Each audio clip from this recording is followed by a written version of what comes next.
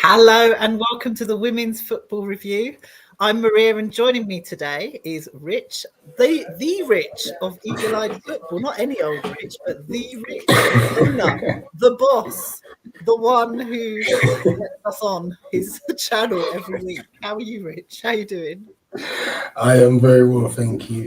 Been a good week actually. And obviously, school's just been a bit easier lately. I think management are finally realizing how much they're working us and how pointless it can be at times.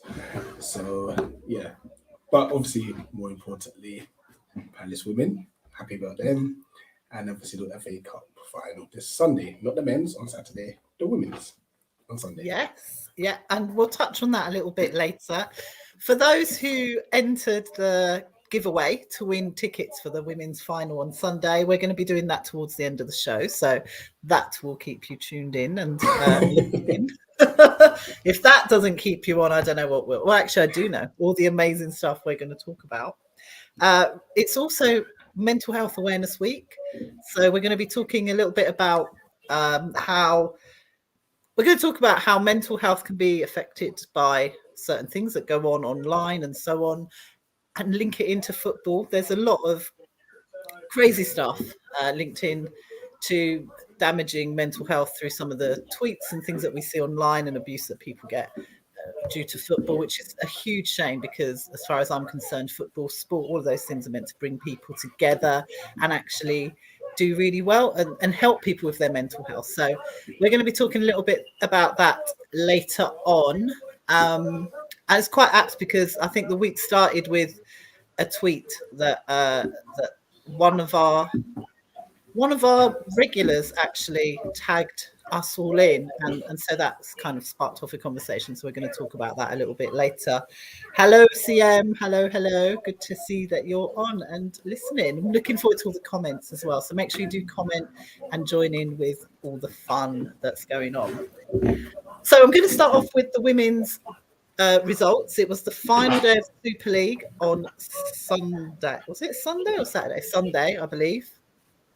There you go, final day of the Women's Super League. So we now have a champion. It did actually come right down to the final day. And we've also got the team that's relegated. So I'm just going to go through the results now, and then we'll talk a little bit about the final table and the results from that. So we had Aston Villa 0, Birmingham City 1. Brighton and I can't read my own writing. It's very embarrassing. I was trying to be really, really organised and wrote my notes, and now I can't actually read my writing. There's still the seaweeds. Oh, sorry, I forgot that I said the dreaded word. But I would like to say I think you'll be impressed with this. I used my school handwriting pen to write. It's meant to help, but it's actually made my writing worse.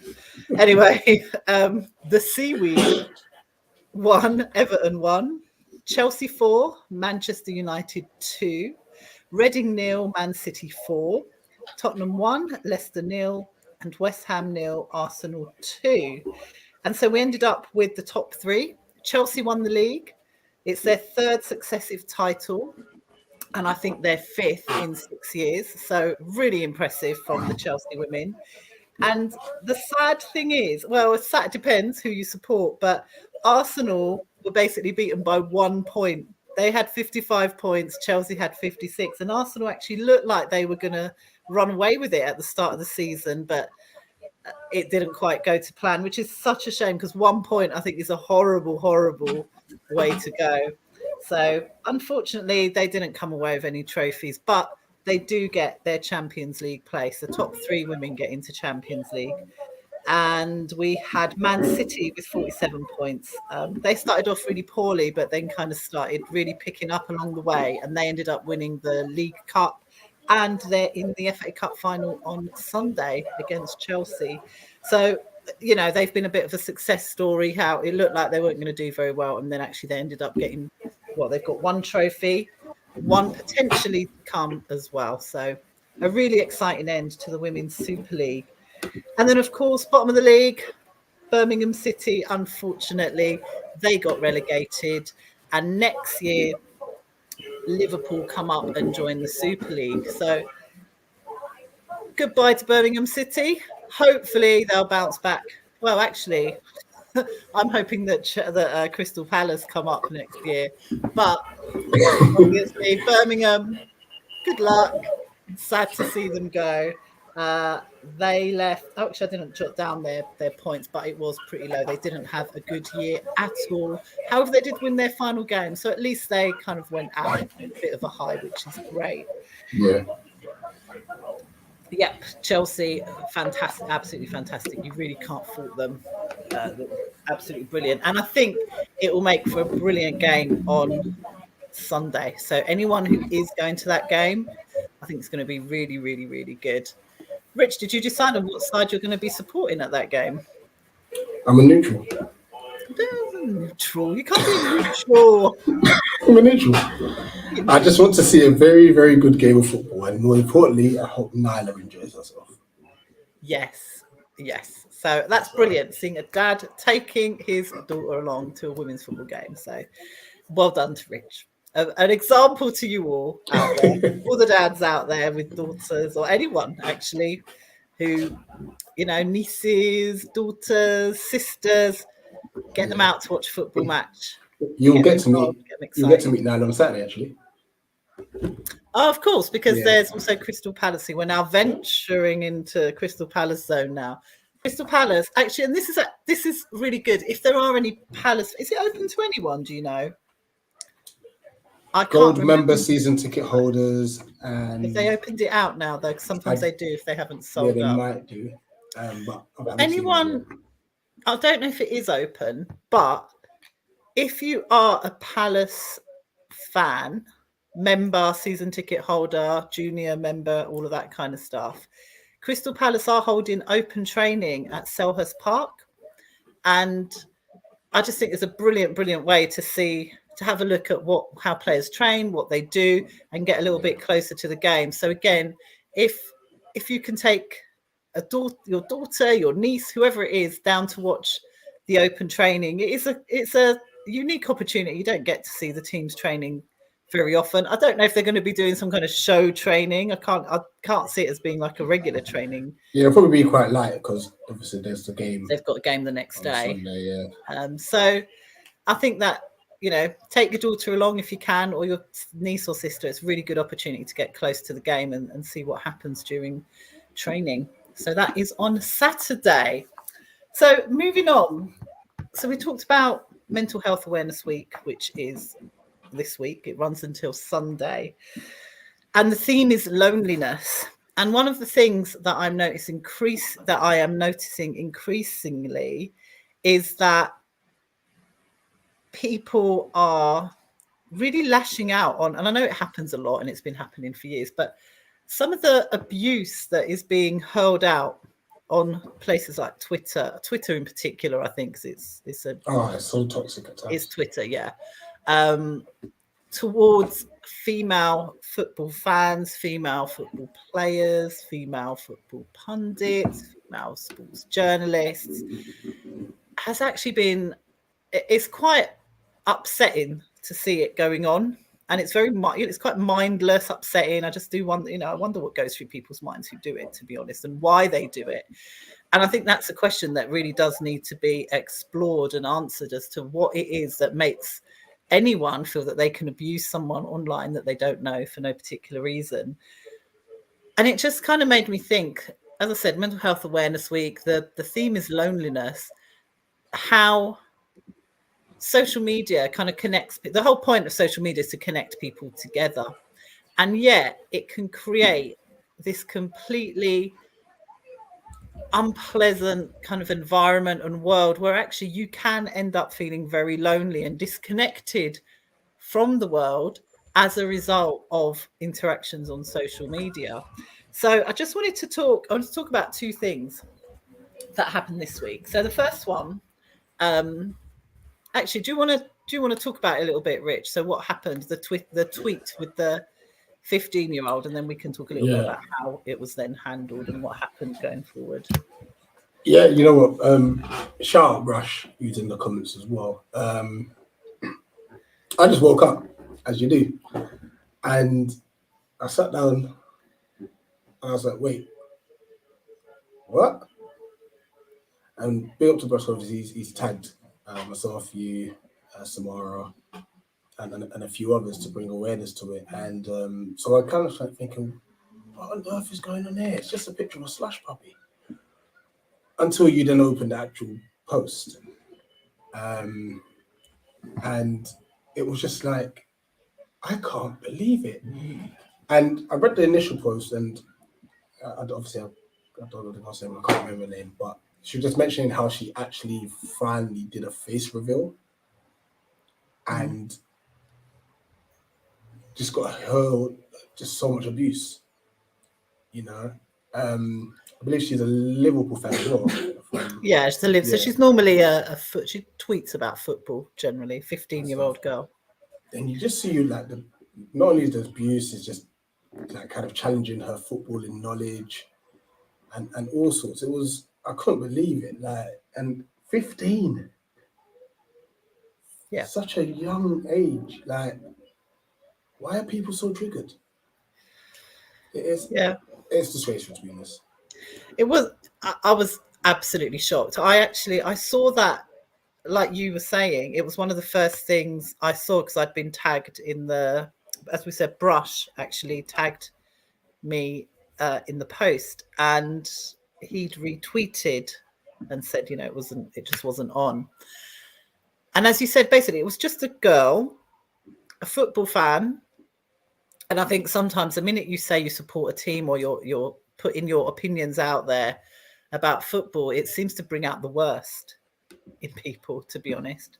So, yeah, so she had posted a perfectly innocent tweet, and all it was a picture saying, as you said, it was just of a slush puppy, saying that her school was now selling these slush puppies. And it just led to this complete barrage of abuse for absolutely no reason. And she said that she'd received rape threats, death threats, threats of violence, telling her she's ugly. And I just thought, and people saying things like, oh, who cares? You know, why should we care about this and that kind of thing. And initially I was so shocked. It actually took me a good couple of hours to really consider what to say, how to respond to it. And I couldn't help but think, from the sort of the more tame responses, which were things like, well, no one asked, who cares, and so on, I kind of think, well, if you don't care, then don't comment. It's quite simple. If you don't care, don't comment. And then I was thinking, and then people just commented on the fact that she posted this picture of a drink. And I thought, how many football posts do we see of blokes holding their pints and stuff? And do people go into this crazy frenzy over it? It was absolutely ridiculous. But what really sorry, go on. No, go on. No. So you know when like things that just get you mad, and I'm thinking more so as a father of two girls as well. Yeah. You know, to have a young girl and those obviously rape threats and abuse and violence work, like it really ticks me off. It really has. Yeah. And it's the good and bad of Twitter. And I think I said straight away to when I messaged you, like, this is why I think we need ID verification on Twitter accounts, you know, and all social media accounts. Put your passport picture or your driving license on your account. And then let's see who's going to be big or bold enough to post abuse.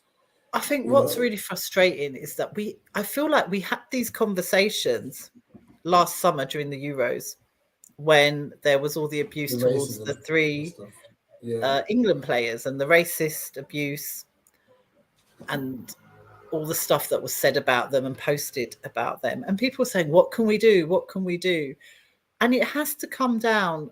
It's really sad because actually what we should be able to do is be controlled sensible people who are able to look at something and not feel the need to jump on it or think that they're being funny or whatever it is. I don't know what it is that makes people do that, but I can't help but think that if you're willing to, if that stuff is inside you and you're willing to type it and put it out there, to be quite honest, I have to be concerned about what is going on in that person's life and what they how are far they would actually take. Because the amount of times we have seen, and it's rare, but it must go through people's, we say it's rare, we don't know because we don't, these kind of things we don't get reported and we don't hear.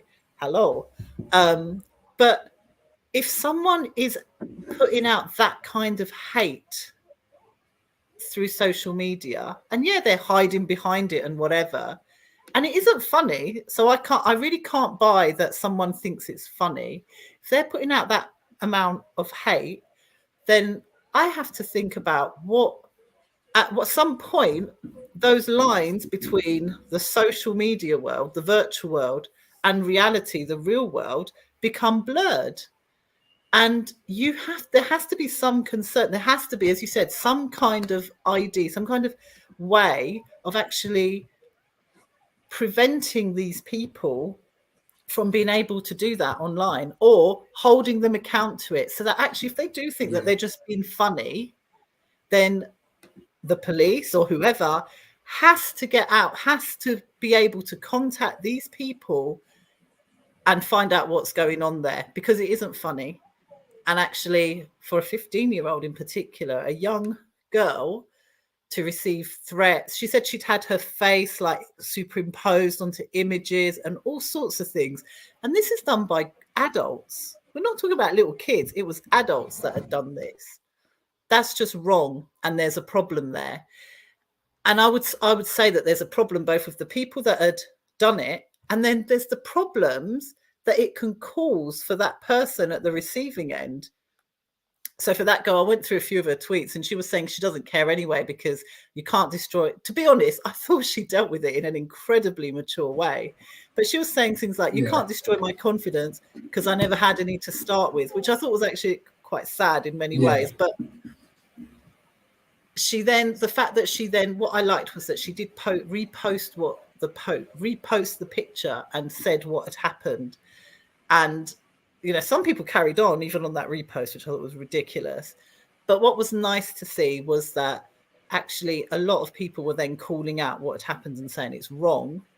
And what made me happy is the wrong word, but what I felt quite comforted by was that it was men who were kind of saying, this is wrong. Like, what is wrong with people? Why are people doing this? And it was great to see, again, Brush, who's on here, I think who's still on here, actually tagging and thinking, right, I'm going to tag people who might be able to call this out or do something. And I ended up reaching out to her and she was fine. But it was just, I just thought it was so, I just couldn't believe it. Like, why do people get so enraged by that? And by a post, an innocent post. And what's kind of horrible was it was part of the footballing community. It's people who follow that account because it's a football account, and you just think, what's wrong? Why do that? Because actually you could completely destroy someone's, not just their confidence, but just their outlook, because you just start thinking, having to double think twice about what you're putting out there. Innocent stuff. I mean, as you know, I post, how many times do I post bits of food? Oh, here's my pie. Every week, right? You will see the same post from me on my Instagram. Picture of a pie in front of a football pitch. Nothing different, nothing new.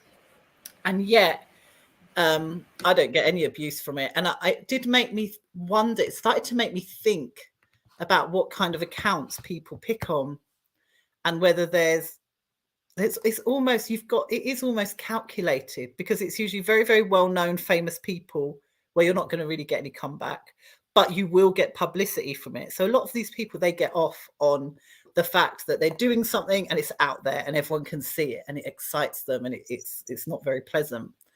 But then it's picking on people who are potentially vulnerable, who are young, or who are women. And you can, there's horrible, sexist, unpleasant abuse hurled at them. And it's it's just, I don't know, it's just horrible. So what can we do? What could we do? We can have, you have to sign up, you have to provide, I don't know, your passport number, we don't have ID cards here, but something that's got your photo on it and can prove it's you. So actually some kind of checks are going to be carried out. It would be incredible. And the thing is, I don't think that'll ever happen with the platforms that we're all currently on. No, it won't happen. The reason why it won't happen, these obviously social media, like I think a lot of people leave the social media platform if they had to do that, which clearly shows kind of their intentions. It's really difficult, isn't it? Because some people are like, well, why should I put all my details in? And it's like, well, for a start, and I know loads of people disagree. If you've got nothing to hide and you want to be part of this community, then you want to be yourself, right? You want to be you and you want to be known as you. So there shouldn't really be an issue with you providing something, some kind of data or proof of who you are.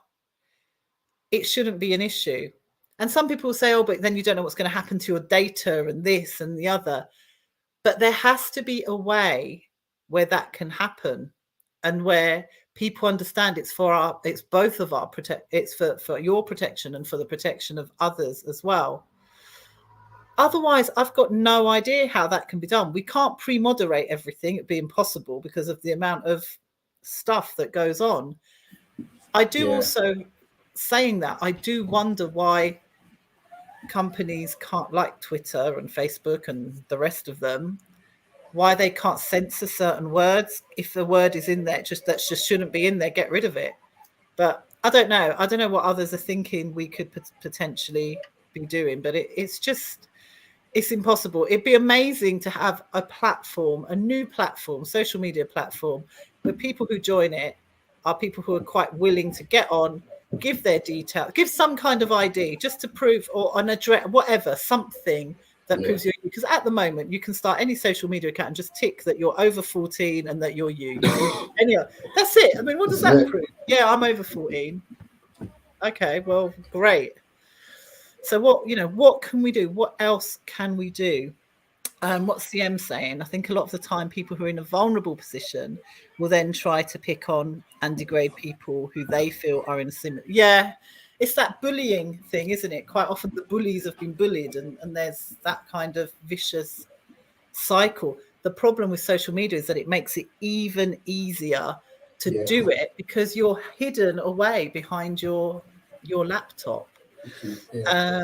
What's this one? People like that really need help mentally because they were hurt somehow in life and they believe in hurting people. Exactly. And that's what I mean, where you've got to wonder what's actually behind the abuse and what's going on, because it isn't funny. And that they know it's not. I honestly, if people are sending rape threats to someone, I can't believe that they think that's funny. They're doing that to hurt the other person and to bring out and to get some kind of reaction. And they need help themselves. And I think if we had some kind of system of accountability, at least that person, while being called out for it and being reprimanded in some way, something, at least some kind of help or something could be offered to show them that it's just not right. It isn't just like if you get a speeding fine, you can either pay the fine and be done and get punished with points, or you can go on a speed awareness course, which can help you understand why what you might think is perfectly harmless. I was only going like 5 miles over the speed limit. If you're able to then be re-educated and shown why that behavior isn't right and isn't acceptable, then perhaps we've got a bit of a chance in life for people to start understanding that what they're doing is wrong. But, I was absolutely shocked on Monday. I think it was Monday. I was shocked on Monday with that. And I was quite concerned that girl would need some support. But I have to say, as I said, she seemed to have dealt with it really, really well. It's a reflection of the poor attitudes of many human beings. Instead of trying to uplift, many will try to drag others down so they can share out the pain. Yeah, I think that's spot on. it's a shame because you see it all the time. People don't like celebrating other people's successes or other people's joy. They don't want to join in it. Not everyone, obviously, but they feel that they kind of want to bring people down, and they're miserable. Well, I'm gonna make you miserable as well because I don't want to see you being happy, and that's really sad. And to be honest, I feel that the media doesn't really help. They'll call out abuse and stuff. Oh yeah, the players were racially abused, that this woman was had sexist comments made towards her, and yet they kind of carry on with that narrative anyway, whether it's in a kind of covert, discreet way or quite openly. And it's a very confusing mixed up messages that are out there. And it's hard. And we talk about educating and so on, but something goes wrong because in schools they do educate on this kind of stuff, that you shouldn't do it, and just common sense tells us that you shouldn't do it, and decency and the rest of it. So what is it? There has to be something that makes people think that's all right. And these aren't necessarily people, I think, who would do it openly. Well, as I said, some of them, I think it can blur the lines, and eventually it does. But it's not the kind of stuff you're going to be hurling at someone, shouting at someone, or saying to someone in the kind of public, in public. Yeah, because 90% of the time, if they did it in public, they know something's coming back their way. Brush, the reporting could do with a revamp. Twitch, by comparison, does a far better job than Twitter, YouTube when it comes to trolls. What does Twitch do? Because I don't know. I mean, I agree. The reporting is ridiculous. I've reported loads of stuff. I probably use Instagram a lot more, or I used to use Instagram a lot more than Twitter. Twitter, I have to say, has been more of a recent thing for me. I wasn't ever really on it until recently. And on Instagram, I would report stuff and, very much breaking their guidelines. It was offensive in whatever way. And you report stuff, and sometimes I'd get messages back saying they're too busy, so they can't do anything about it. And it'd be like, what? But you do. And I'm sure there are people on here who have reported stuff on Instagram. You get stuff just saying we get a vast volume of these, blah, blah, blah. And then it gives you options for what you can do about it. So it says, well, stop following them, block them. That doesn't solve anything. They're still on there doing the same old. So it's actually absolutely ridiculous. The reporting is just a joke on certain platforms. On Twitter, I haven't really, I've reported stuff, and sometimes you'll get things back. It's just the sheer volume, I think, doesn't help. But then these are massive companies. Employ more people, for goodness sake, to deal with it, because it's a human thing. I think Instagram tries to do it through like their algorithm and the rest of it. That's not going to work. It has to be a human looking at this stuff, and there has to be some kind of punishment beyond just blocking the person. Yeah, this is it. Because all they're going to do is just make another account. Exactly. Well, that's the thing. Is they end their account. They get blocked, and then they just start another account. What's this one? Second time on your show. Really appreciate what you guys are doing. Keep it up. Hopefully one day we could name and shame people like that. Absolutely. They all hide behind fake names, or don't put up pictures, and it's horrible. Really horrible. What's Matetarami saying? Twitch is quite dodgy, to be honest, with reports. Someone tell me what they do, because I don't know. Go on, you can read this one, Rich. My eyes are struggling without my glasses. Why do you keep forgetting to put your glasses on? I do have them, but what happens is they reflect so much that then Right, people in the comments, just for Maria's blindness is fine. You can say it. I'm not offended. One word comments. So with Twitch, they actually ask for details and get back to you via email, and you feel as though your report is actually being taken seriously, and they keep you updated on what they find. Okay. Also, they're able to create bots on there so you don't get spammed like on YouTube, and it ruins streams from time to time because the chat is an active part of shows. Okay. Okay. Yeah. Well, yeah. I mean, I don't know. I can't see people. Last year people going, "Oh, we should be boycotting these big, the channels. We should be doing this." It's impossible. How many? It's going to take everyone to boycott Twitter or whatever to make any difference. And I do think that actually the responsibility obviously lies in people to just control themselves and not be fools online. But we know that doesn't happen. So I do think that the companies, the social media companies, have got they've got safeguarding duty, surely, towards their users. In a company, in a school, in a college, in a university, that wouldn't be acceptable, having someone just going around saying completely unacceptable things. So it should be the same. There should be some kind of duty of care towards the people that are actually using your platform, and at the moment there just isn't. So not good. Moving on, one more thing, which I thought I'd be interested to see what people think about this. I don't know if anyone saw this, but it was quite big on the news this week. There was a Scottish TV presenter who went to the Scottish Sports Writers Award, something like that. And her and I think 2 other tables at the ceremony, at the event, actually ended up walking out because the after dinner speaker, or whatever, like some kind of entertainment after dinner, the man who was giving the speech, so it was meant to be like, an entertainment thing, just kept using loads and loads of sexist jokes. And in the end, he apparently said some kind of racial slur, and they decided enough was enough and they left. And so this woman said that several tables actually kind of supported her or agreed with her that it was wrong and left as well with her.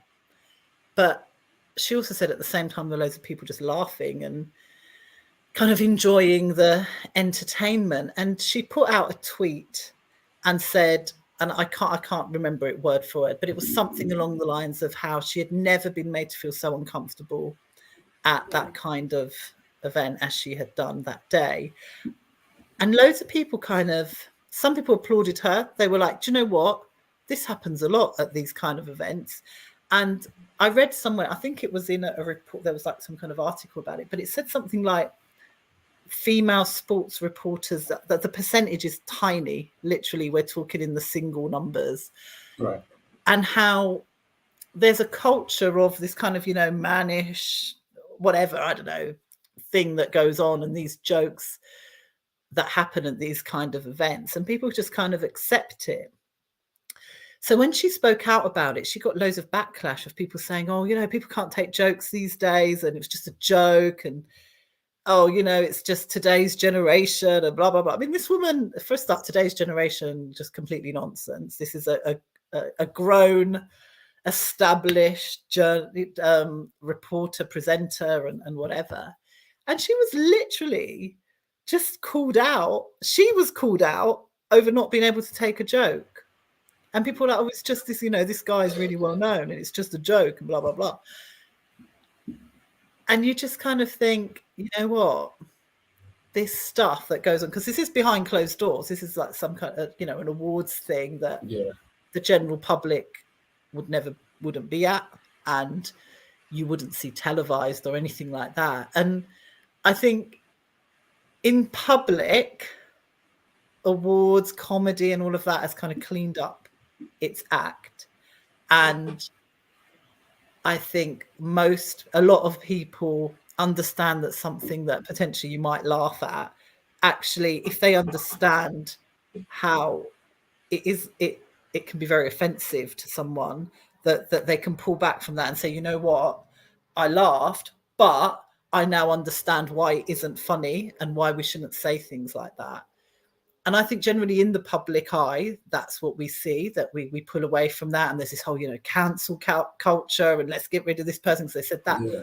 But it goes on behind closed doors. And that's actually more dangerous and more worrying than it being out in the public, to be honest. Because at least if it's out in the public, we can call it out, get rid of it, and say, no, it's wrong. Yeah. It's going on behind closed doors. And this kind of links in to the people hiding behind their computers and writing all this abusive stuff, if it's happening behind closed doors, it's a lot harder to call it out and to control it. And I kind of applaud that woman for leaving, because it's a really brave thing to do, because you will know in the back of your mind, people are going, oh, you can't take a joke, it's just a joke. So I'd be quite interested to hear what people think and what you think, Rich, over this kind of stuff where, I mean, she said it was mainly not racist, mainly sexist jokes. And she sat quite uncomfortably, but kind of, bite your lip and just kind of go, yeah, whatever. You roll your eyes and all of that. But then she said there was a racial slur, and it was at that point that she thought, you know what, I'm not going to listen to this anymore. And she left, and she was called out for it. What can you make of that? I mean, obviously, massive props to her for making a stand and stuff. I guess, obviously racism is not tolerated anyway, in any way, shape, or form. Maybe it would have been nice to see her leave with the sexism. I was going to say, do you think sexism is tolerated more? Because now it like sounds it's not seen as serious. Yeah, I definitely think in the award they don't treat sexism with the same respect that racism demands, in a sense, and obviously, I don't know what her actual tweet said, so hopefully she hasn't tweeted out that she only left because of the racism. Because I think a greater stand would have been, wait, hold on a second, how many sexist jokes have that you've just made? That's enough, you know what I mean, and stuff. So, but either way, it's good that it's just 7 other tables left. I think 2. Oh, 2 other tables, sorry. Irregardless, they probably all had their phones out and made a stand to show, listen, this is what we're doing, we're leaving, which is a good thing, and it probably would have then triggered the other guests who may have been laughing at the time to be like, oh, actually, maybe it isn't funny, and those could be the small victories, in such a massive war that is being faced with regarding sexism. So, I mean, I think what's quite interesting is that women I can in a way, I can understand her hesitation maybe at leaving initially, because you do get called, oh, you're being oversensitive, oh, it's just a joke, no one means it, and all that kind of stuff. And I think that as women, you do get used to some of those things that people are saying, and you tolerate it and kind of brush it off. I get that, but I think women should be in a safe enough space to not brush it off. I think that's one of the problems as well, because we see it in football a lot. So with Her Game Too, for example, sometimes they'll call out something that's happened. So it'll be, or you know what? Sometimes it's perfectly innocent. They'll just say, we're having our Her Game Too game at whatever a football club, and this is what Her Game Too is about. It's about tackling sexism in football and making sure that female football fans feel safe in football stadiums. Yeah. And generally people understand that and they're fine with it. But one of the problems is that women have become kind of conditioned to try, if they want to go to a football game, for example, we're obviously talking about football, they'll behave like the men are behaving in order to fit in. And so they'll say things like, well, no one's ever said anything to me, I've never had trouble with that, or it's just banter, they're just saying it because it's just what they do at football matches. And that's the problem, is that actually women themselves can also be sexist, but they don't realize it because they're just thinking, well, because that's just how it is. And it takes a whole shift in culture to kind of break through that. And with football and sport, I think it is so difficult, because sport and football has always been such a male-dominated thing that women need educating as well as men. So it's absolutely, it's a huge, huge thing to do. It's going to take a huge shift over time. And even like the same with racism. It's taken years to get to where we are now, and it hasn't. We still know that it exists and it goes on. But years ago, again, there used to be shows on TV which had overt racist jokes and whatever, and both, Black people would be laughing at them as well.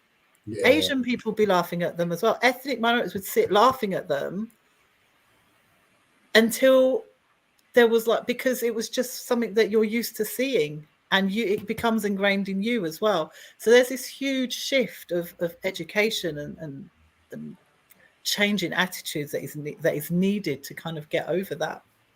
Absolutely. That's a long one. I'll read it if you want. Yeah, go on. There's a huge difference between jokes and offensive statements. A lot of the time, people overstep the boundaries to force reactions that then get ridiculed. Bullying tactics.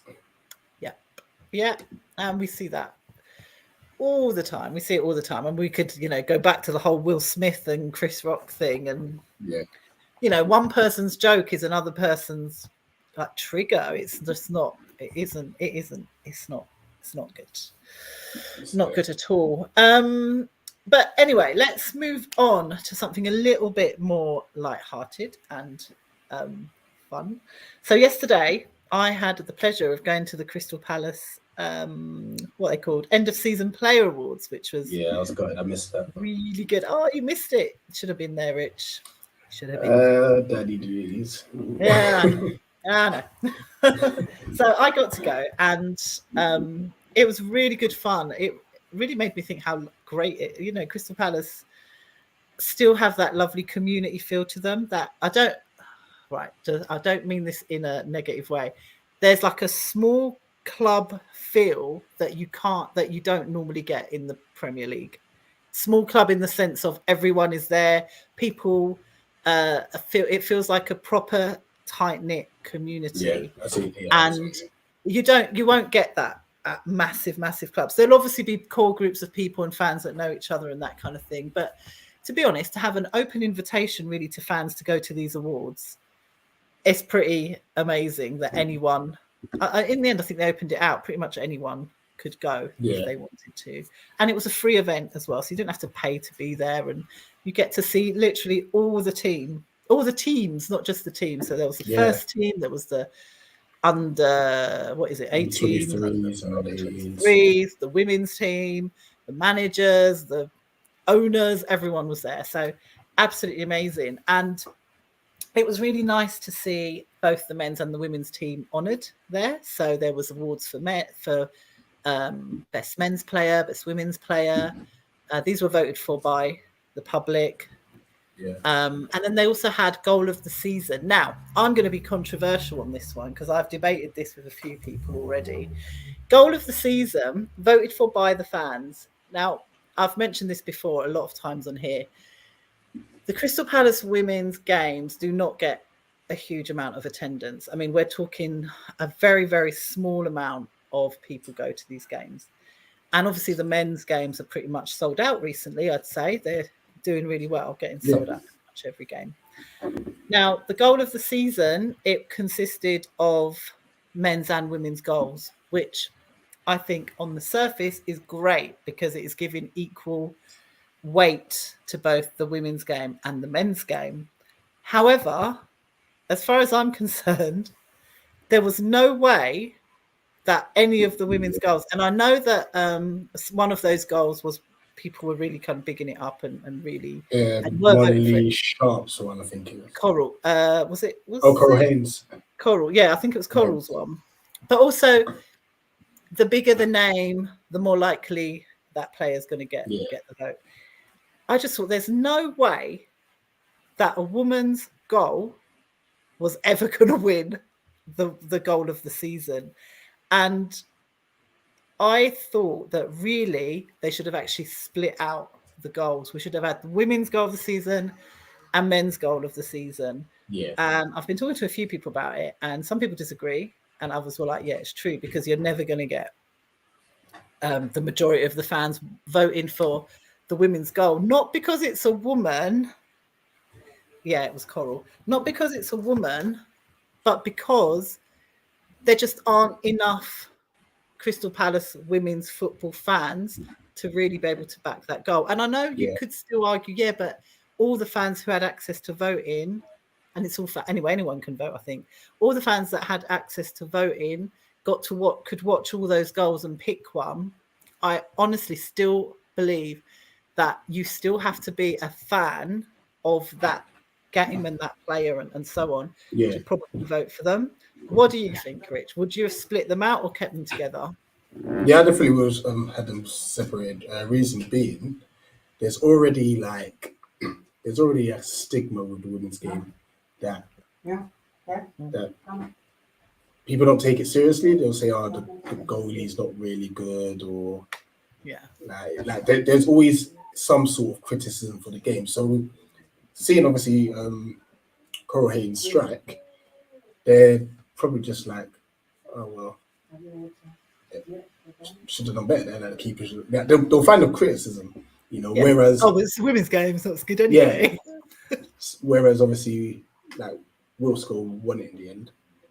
Great strike against Norwich, to be fair. Not only do you have well over 25,000 people watching it to some capacity, they're going to judge it that it's a harder thing. It's in the Premier League, it's against the Premier League goalkeeper, and so on and so forth. Yeah. So, the women's goals never stood a chance. I do like the fact that they merged them. Because I liked that. But thinking about it was like, well, they're not going to win, are they? They haven't really got a chance to win. And I think the other thing is when you watch the goals, as good as they are, what you've got to bear in mind, they show you, all right, so Zaha's goal, and Zaha's in a packed stadium playing in front of loads of people. So even watching it looks exciting because they play like the commentary as well. Yeah, they've got the commentary. It's like, yeah, and everyone goes mad, and you see all that. And then there's like the women's Palace game, and they're playing in front of no one. It's literally empty. You could see some of the banners at the back and the handful of regulars that go. And sometimes there's no commentary because actually there wasn't any commentary. And it's like, it just makes it this isn't as interesting or exciting because all the elements that make football games exciting are missing. Yeah. So you haven't got the giant crowd. You haven't got the music. You don't get Glad All Over playing when the woman Crystal Palace player scores. You don't have the chanting. You don't have the song. There's a little bit, but there's only so much that a handful of supporters, and we're talking maybe 10, 15 who go regularly and are Crystal Palace supporters. There's only so much they can do to make noise and so on at the game. And when they do score, they do celebrate. They'll sing, I don't know, one of the Red and Blue Army songs and whatever, but it's just not the same. So when you look at those, you can see that the Premier League player's goal is going to be looked at as more exciting, regardless of whether the women's player goal was better. And I thought it was great that they mixed them because it did show there's equal weighting. But I also thought at the same time, a woman's never going to win this. Never. No. I think maybe show the clips together, but didn't have the two separate awards. Yeah. Yeah. So I think it also gives a bit more incentive for the women for next season to think, okay, you know what? Like, I'm going to try and get a goal this season next time. Yeah.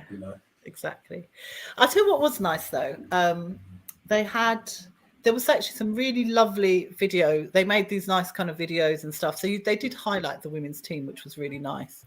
And they showed how they talked about how they wanted to win.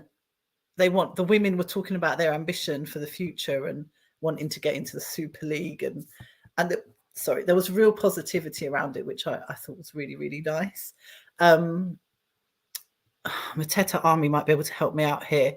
The was it the woman who won the Women's Player of the Season? When they played her video, because the matches aren't televised, or there isn't much, because I think it was a defender that won actually. there isn't much to show in that sense. They just showed her in training, whereas all the men's little videos, the winners were them, shooting and striking, getting goals and running about again in the stadium. And it was, it just kind of, it really highlights, that was it. Yeah. So they showed her just in training. It wasn't her actually playing in a match. So it just highlights that lack of investment, really, that there wasn't anything they could show for that. And that was I thought that was a bit of a shame, to be honest. It was a bit of a shame. And then I had one gripe. That wasn't a gripe, by the way, the thing about the women's goal or whatever. It was more that I just thought there was never... It's an observation. An observation.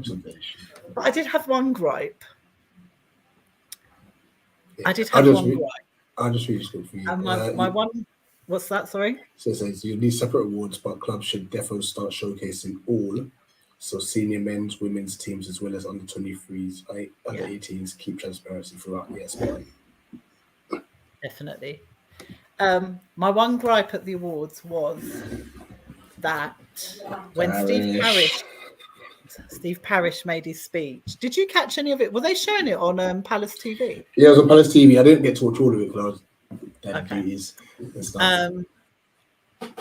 Watch it back if you can. I assume it's still you can watch back. I'm sure it should be there, yeah. So I'll watch it back tonight. When he made his speech, it was a lovely speech, actually. It was about just, this season has been quite an incredible season for Palace, and they talked about that and all the great things that have happened, the new facilities, the academy, the new players, Vieira's influence and so on. Really nice.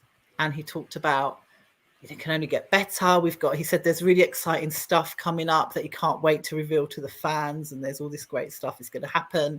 He's going to keep investing and building and making things better. Talked about, I think the under 23s or the under 18s? I can't remember. They've come higher than they've ever come in their table. They've finished higher. They've done this, they've done that. Really nice. But there wasn't a single mention of the women's team at all, nothing.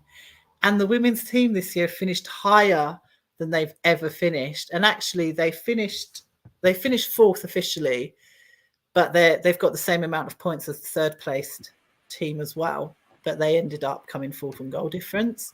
And they really want to go through and win. They want to win the league this year. And Steve Parish didn't mention anything. There was no acknowledgement of the women's team in his speech. And I thought, wow, you've talked about all these amazing things that are happening, but you didn't say the other one amazing thing that's about the progression of the women's team. Yeah, and I really thought that was quite sad, really sad. Yeah, finishing fourth as well. I mean, it's been an amazing season. Really good. I mean, on goal difference, so actually, if they've got a few more goals, they could have finished. They could have got. They were in with a chance at one point of coming second, which would have been incredible. Second behind Liverpool, who was ran away with it. So that would have been amazing. Absolutely amazing. I'll shout this channel. This is Rich from Over and Over and Over Again. So Arsenal fan, but he does also do Arsenal watch-alongs for the women's games, and he goes to watch women's football, Arsenal women and stuff. So Arsenal women's, by the way, incredible, and what they do and how it's done, I think, is incredible. That's one. So he says the Sky deal in the WSL will help the top clubs grow, but my fear is that the money won't get filtered down. Yeah. Also, they have to understand the family atmosphere and stop silly kickoff times. Yeah. I mean, I do think women's games lend themselves better to families going. There's a lot less kind of aggression with the fans, I think. And I mean, speaking of Arsenal, I've mentioned this so many times before. I think the Arsenal have actually done an incredible job with their women's. And again, I would love to see, just as they do at Arsenal, I'd love to see actual women's team fans. So fans who aren't necessarily, I mean, there probably are Arsenal fans, but fans who aren't necessarily massive fans of the men's team, but are genuinely just completely, they're big fans of the women's team, and they have all the merch. They have the women's team shirts. They have the women's names on the backs of their shirts. They're excited to go and meet the players at the end of the match. I'd love to see that happening across the board. And I know it's all to do with investment. And, as I've said, I really hope that the Euros really help to bring that, bring it back, make teams open their eyes and see that there is potential there for their women's teams. And that's really important. So yes, the WSL being televised, incredible. The FA has said that they're giving, it isn't a huge amount of money, but they said they were going to invest 5 million in the women's game. Will it filter down? I have no idea. I will watch your show on Friday. Yes, likewise. I will do. So I just think there's so much that we can learn from other. No, I'm now talking as if I'm just talking about Crystal Palace, but I mean across the board, there's so much that football teams can learn about how to do women's football from teams like Arsenal. Yeah. That we have to take note. Crystal Palace, obviously, I'm talking about Crystal Palace because that's the team that I know the most about in terms of women's football and what they're doing and how they're doing it. I think they're getting better, but they've got a long, long way to go. So we're seeing a lot more. I don't know if you've noticed this, Rich. They're talking about the women's team on the main, Instagram channels and all of that on the main social media. There's a lot more posts regarding the women. Yeah, before that wasn't happening, and now it is. So that's really, really good to see. To Brush's point here, actually, I was able to watch the Arsenal game. We won 7-0. Was that against Villa? Last week? A couple weeks back. Potentially. And it was just nice to obviously watch that with my girls. And actually, I've heard a lot of people have said to me recently, "Oh, I watched a women's game." What's really nice is actually the more we talk about it, people then become curious and they'll go and watch it. So I've had a few people who'd never watched women's games before, and they said, "Oh, because it was on TV, I thought I'd have a look," and then that was really good. And that's what we need to do. So if we keep talking about it, it just becomes more mainstream because it isn't at the moment.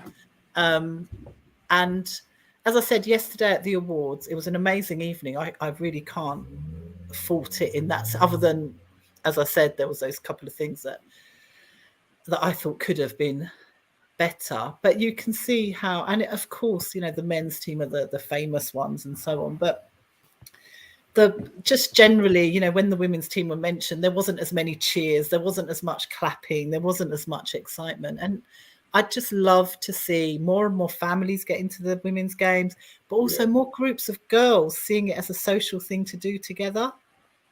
And there's huge opportunities to go to these matches because they're cheaper. Some of them you can go for free. And I'd urge people to really put it out there, and it's something to do, and it's something decent to do. We talk about young people not having stuff to do.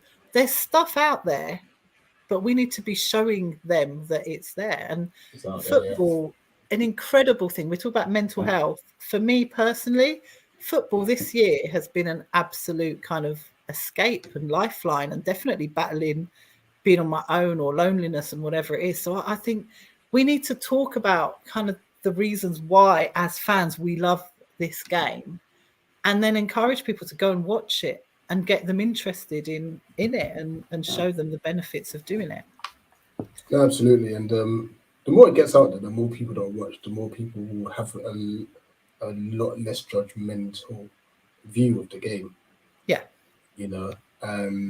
So big up to obviously to Arsenal. I know obviously Palace, we need to do a lot more.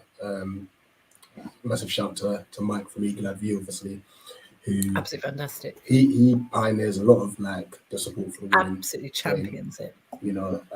He's always calling out when they tweet, it's like, okay, yeah, but the women's need better facilities. It's like he'll just challenge it, live and direct on Twitter, and he don't care, and it's good to see. It's good to see.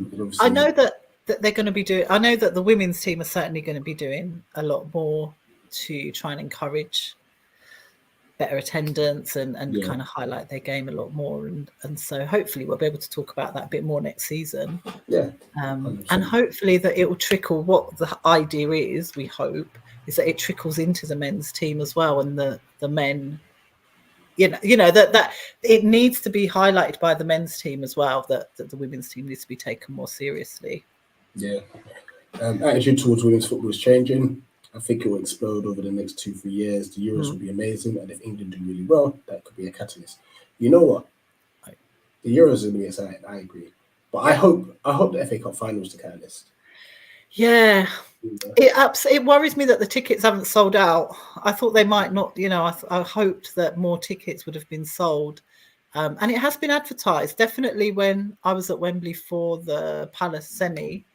On the it was advertised throughout the match that the women's final was happening as well, and there have been. I mean, I've seen more adverts after big football games. Like yesterday, I think during the Liverpool game, there was adverts for women's games and the FA Cup and so on. So that's good. That's really important to see that, and hopefully that will trickle down. And I really hope that the Euros, and again, it's something I've said before, that because supporting your national side is different to supporting a club. Yeah. And we see that during World Cups and so on, where everybody is watching football. But hopefully people will then think, oh, I've watched England play, or whatever country, but I've watched the country that I support play.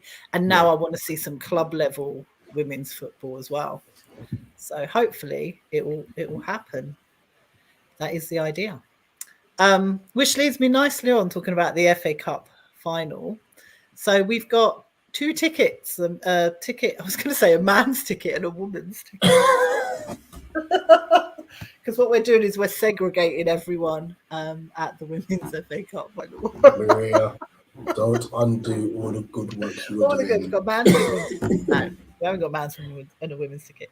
We've got an adult ticket and an under 16s ticket. So we had a little Twitter competition.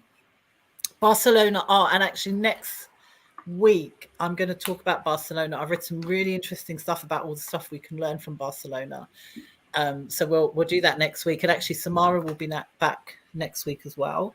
And we're hoping to do like a big review and kind of talk about how we can move it forward. How are we going to make football, women's football, as big as men's football?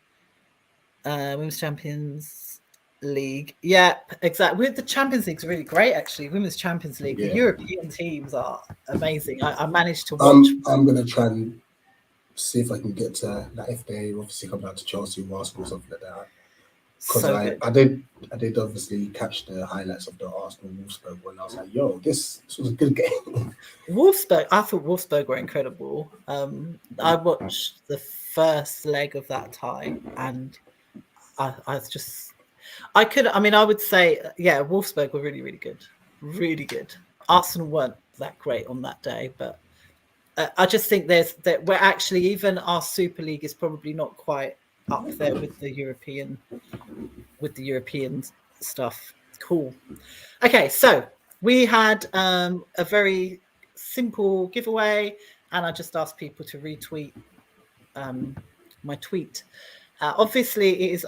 We hope that all the people that have entered actually live in London or can get to London. I did try and check their location, and I think everyone is pretty much London-based. So, Rich, do you want to do the honours? And I will contact this person on Twitter, whoever wins. So let's spin the wheel. Oh. There you go. Let me make it a bit for everyone to see. Let's go. All right. Does it make it probably will make a sound. I don't know. But anyway, we'll have to wait and see. Good luck to everyone involved. Good luck to everyone. Oh, here we go. The winner is Daniel. Yay! I feel like we should have some kind of like celebratory song or something, but we're glad all over for Daniel. Daniel will never walk alone with these tickets. So Daniel is our winner. I will contact Daniel this evening and get those sent out ASAP tomorrow morning to Daniel. So well done. Thank you to people for entering, and thank you to people who couldn't attend but retweeted and passed the message on to people. So that's absolutely brilliant. Which brings us to the end of the show. Maria was very close to putting my name on there, and I'm already going.